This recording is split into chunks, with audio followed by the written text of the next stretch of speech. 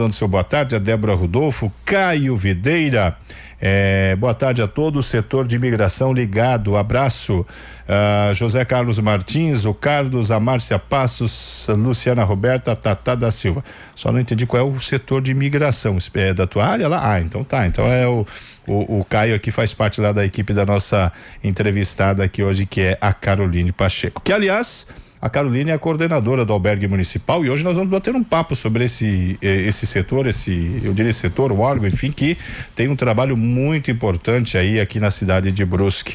A gente vai conhecer como é que funciona, o que é o albergue municipal, enfim, e todos os detalhes. Inclusive é mais um dos órgãos aí que recebeu premiação. A gente está fazendo uma série de entrevistas aqui com o pessoal que tem sido homenageado aí pelo trabalho destacado em várias áreas. E o albergue é um deles também, que tem esse reconhecimento e foi recebido há poucos dias. Tudo bem, Caroline? Boa tarde. Tudo bem, boa tarde. A Caroline pelo convite. A Caroline que tá um pouquinho nervosa, né? Mas ela vai tirar, vai tirar de letra, daqui a pouco passa o nervosismo. Tudo certo? Tudo bem. É a tua segunda vez aqui, né? Você já esteve aqui uma vez, né, Caroline? Isso, eu tive uma vez aqui pelo Instituto. Pelo Instituto Mãos que Ajudam, né? Isso. Ah, que legal.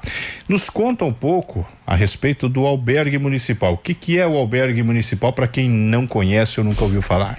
Tá. O albergue municipal, ele é um equipamento, né, que atende pessoas em situação de rua, na modalidade de pernoite. Uhum. Então, os usuários, eles procuram nós, o equipamento, por demanda espontânea, que eles vão até nós por o diálogo entre eles, ou na rua, uma informação onde está localizado o albergue. Sim. E também por encaminhamentos, né? Nós recebemos encaminhamentos do CREAS, da própria secretaria, da Central do Migrantes, que é onde o Caio trabalha, né? Nós recebemos também encaminhamentos do CAPS-Mente, CAPS-AD, então é feito esse trabalho de rede, mas a demanda maior é a demanda espontânea, né? Uhum. Até mesmo porque o equipamento é um equipamento de portas abertas. A partir do momento que o usuário, ele informa que ele está em situação de rua, é realizada uma acolhida, né? Onde é coletado todos os dados desse usuário, né? Com informações, não é obrigatório ele ter uma documentação civil, ele pode trazer somente o boletim de ocorrência, em que a gente tem também uma parceria bem grande com a delegacia daqui de Brusque. Eles trabalham até as 22 horas, então esse boletim ele pode ser emitido até as 22 horas e eles vão até nós, é realizada essa acolhida e após a acolhida, verificada a possibilidade de vagas, eles entram, tomam um banho, jantam, realizam a pernoite e na manhã seguinte o café da manhã e encerra-se o trabalho. Uhum. O trabalho do albergue, ele funciona das 19 horas até as 7 da manhã. Ele não é um serviço 24 horas. Sim. Ele é um serviço caráter de plantão, né? O que diferencia o albergue da antiga casa de passagem que tinha? São semelhantes? A mesma finalidade? É que agora o albergue, ele foi fundado ali em 2018 e ele veio como modalidade de república. Certo. Né? Na casa de passagem existiam os profissionais de nível superior, né? Que era o assistente social, o psicólogo ou psicóloga, né? E no albergue não. No albergue hoje nós trabalhamos somente com os profissionais de nível médio. Né? Os educadores sociais, monitores, nós temos um vigia, né? E temos um serviços gerais, né? E uma pessoa de serviços de operações especiais.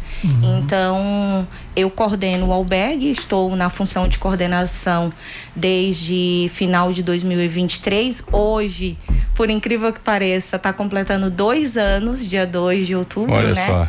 Que eu estou no equipamento. Um equipamento que tem várias situações, para mim não são problemas, são situações diferenciadas que a gente tem que trabalhar, verificar todas as possibilidades a cada dia, com base no nosso trabalho, né? Na nossa formação profissional. Sim. Quantas pessoas passam por lá diariamente?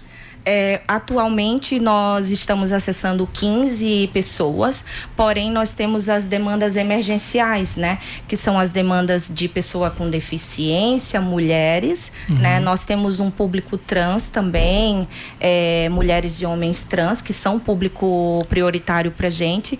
Às vezes também recebemos idosos e também recebemos os migrantes, né? Que é a parceria ali com a Central de Migrantes.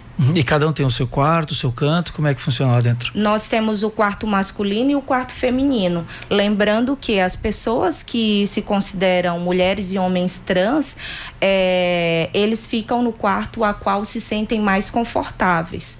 Né? Então é verificado toda essa possibilidade, esse diálogo, né? Nós realizamos um diálogo tanto individual com a pessoa que está entrando, que está realizando a acolhida, quanto no coletivo, a partir de que todos entrem. Na hora da janta ali a gente faz um diálogo coletivo, é algo assim bem democrático, relacionado aos usuários, eles entendem, respeitam as regras, as rotinas, porque em um ambiente público tem que haver regras, rotinas, combinados. Sim. Não é algo imposto, é algo construído dentro do equipamento. Eles vão só com a roupa do corpo, né? Lá eles recebem tudo.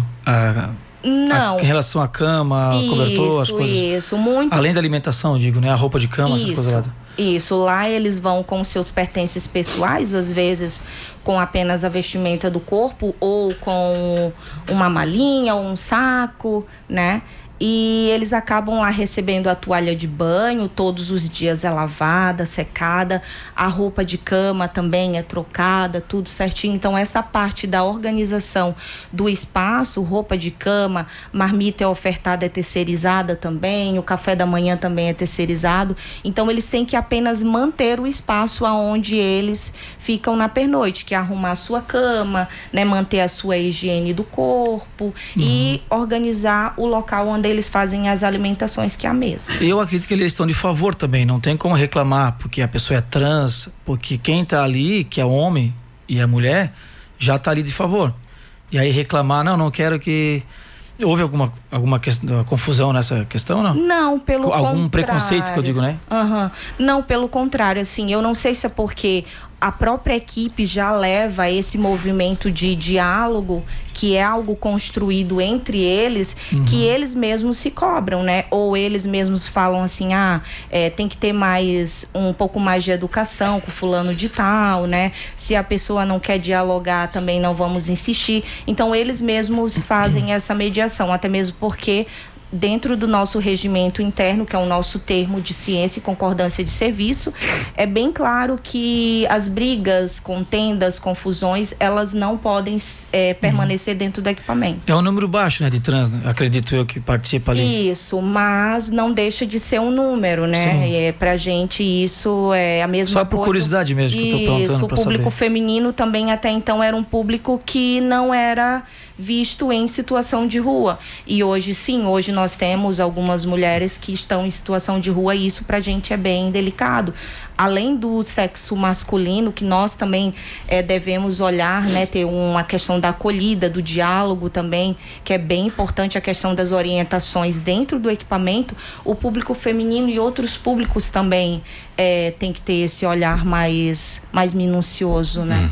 E como é fazer essa parte da acolhida deles ali, Caroline, no momento que muitas vezes tem algum vício, né? Da questão da embriaguez, da questão de drogas, e eles ficam talvez durante o dia andando aí pela cidade e à noite buscar esse lugar do albergue, e eles saber que tem essa regra, que eles não podem chegar lá com um sintoma de embriaguez, que eles não podem lá chegar com alguma coisa de drogas, e como é que faz essa acolhida para eles?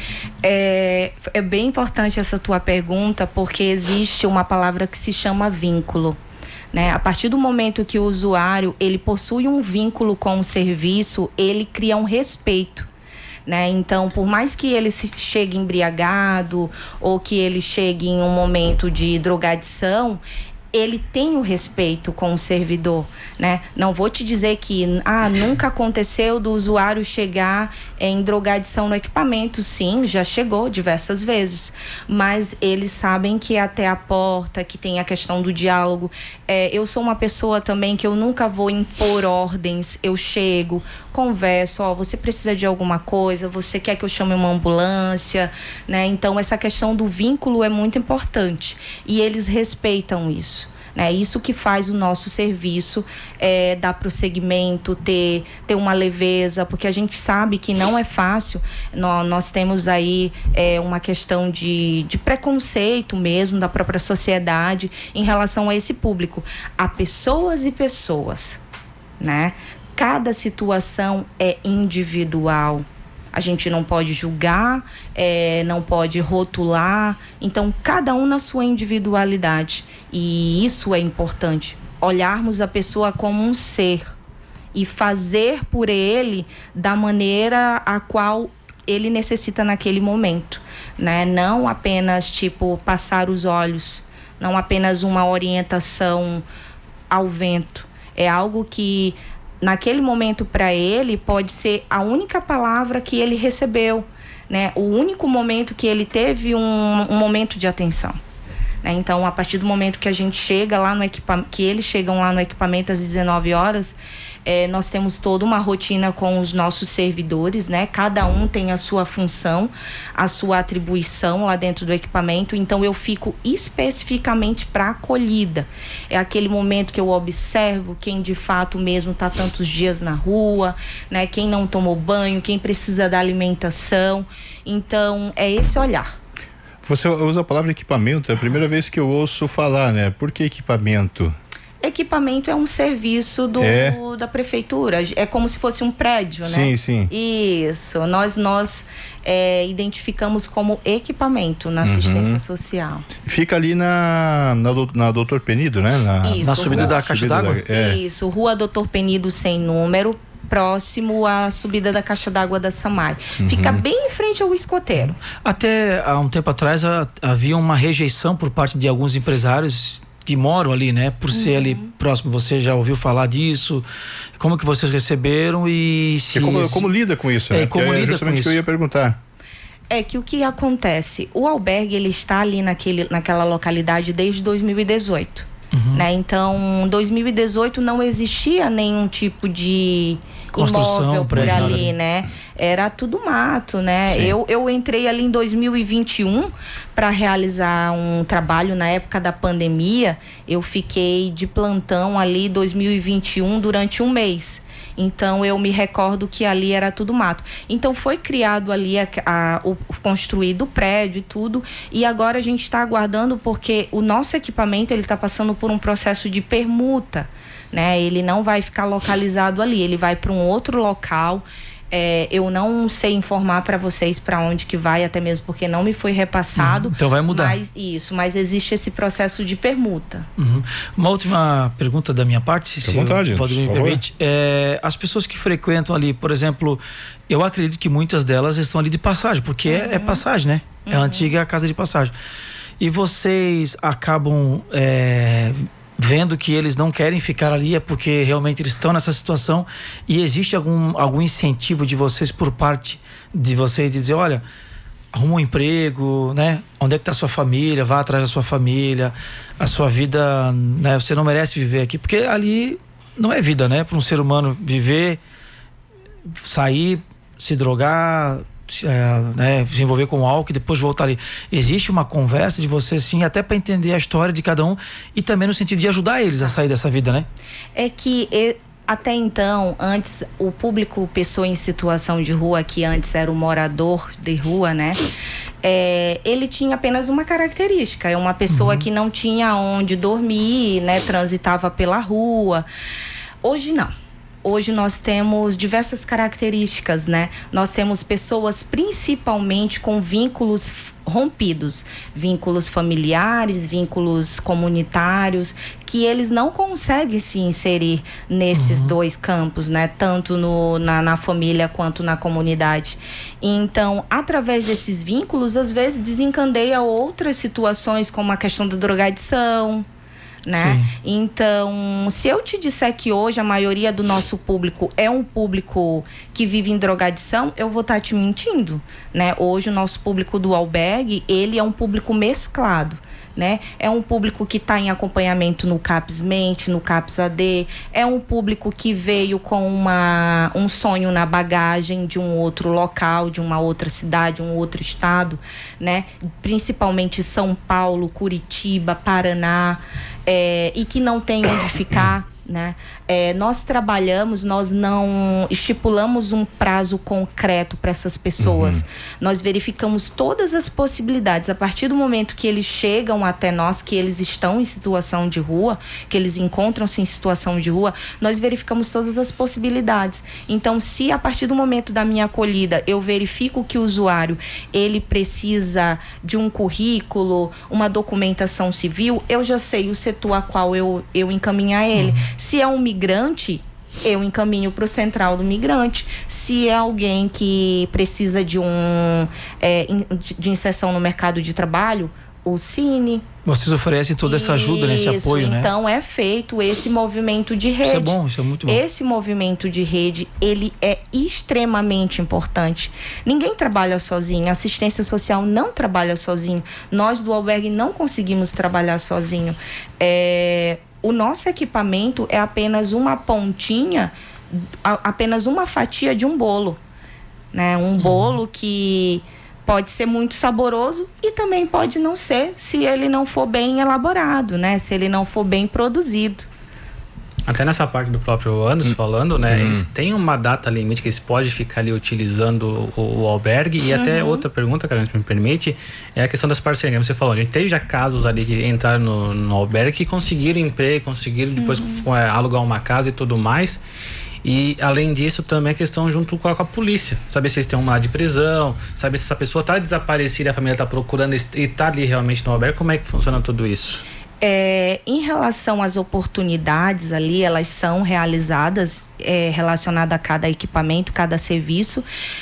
Em relação à segurança pública, nós também, a partir do momento que a Polícia Militar ou Civil entra em contato com a gente, que até mesmo a própria oficial, que tem algo que é relacionado àquele indivíduo, é informado ali, né, repassado, nós não omitimos, não negligenciamos nada relacionado a isso. Então, o que é da segurança pública é realizado, né? Então, é feito um serviço de rede mesmo. E eles têm um limite para ficar ali utilizando o albergue, ou eles podem ficar o tempo que achar necessário até conseguir um caminho para sua vida? É como eu falei ainda há pouco, vai muito do nosso diálogo. Eu tenho uma planilha, né, a qual eu dialogo com eles a partir do momento que o usuário chega no equipamento. Eu verifico todas as possibilidades, se ele está apenas migrando, né, se ele vai para um outro município, se ele veio a trabalho, se apenas um vínculo rompido, né, na família. Tem casos de medidas protetivas também, tem casos de usuários que saíram do presídio e não tem onde ficar, né? Então nós temos vários casos. Então cada caso existe uma programação diferente, uma linha de tempo diferente, até mesmo porque tem casos, eu vou dar um exemplo para vocês, que são acompanhados e atendidos pelo CAPS-AD. Quero aqui fazer meu agradecimento ao equipamento do CAPS-AD, né? Que, nossa, nós temos uma parceria muito grande com eles. E que eles têm um tratamento, eles não conseguem ser inseridos de imediato no trabalho, eles tomam medicamento, né? Então tem todo um acompanhamento, eles participam de oficinas lá dentro, eles participam de reunião, eles têm uma rotina diária naquele equipamento, né? Eles precisam de um tratamento para poder serem inseridos, né? Então vai muito do movimento do usuário. E aí eu acabo chamando, vamos lá, vamos conversar, e eles, é bronca, não é? Mas é aquela EPA, e aí o que a gente está fazendo? O que está faltando? Está faltando algo relacionado a mim enquanto coordenação ou a você enquanto cidadão? Né? Então é importante esse movimento. Não tem ninguém que trabalha ali e só dorme à noite, no caso, trabalha durante o dia e vai de noite. Tem, gente? Sim, tem pessoas que trabalham em construção civil. Olha só. Né? Que trabalham ali durante o dia, e lógico que a gente dá aquele prazo, né? Reforça a importância do trabalho com a questão do lado financeiro. Nós temos eu vou até falar um pouco para vocês sobre o projeto Além das Ruas, que a Unifeb, ela também faz esse trabalho, albergue de oportunidades. Então é justamente para trabalhar com os valores monetários, né? O que recebe, o que gasta, né? O que é essencial e o que não é essencial, são algumas coisas que às vezes eles não têm esse suporte na rua, e dentro do equipamento eles estão. Eles encontram, né? Uhum. Agora, pra gente encerrar, eu vi que você trouxe aí uma espécie de um troféu, uma placa. O que é isso ali? Aqui, pode ser aqui, né? Aqui é. Olha só. Eu trouxe. Assim, essa amostra pra gente é um marco e uma honra, uma gratificação muito grande. Não se trata somente de uma placa, né? Se trata de um fruto de trabalho de profissionais da assistência social. Eu não falo tão somente de hoje, né? De 2025. Eu falo de frutos de 2023 para 2024, Sim. né? Profissionais que passaram pelo equipamento, que fizeram a diferença. Nós somos pontos positivos na vida de muitos usuários, né?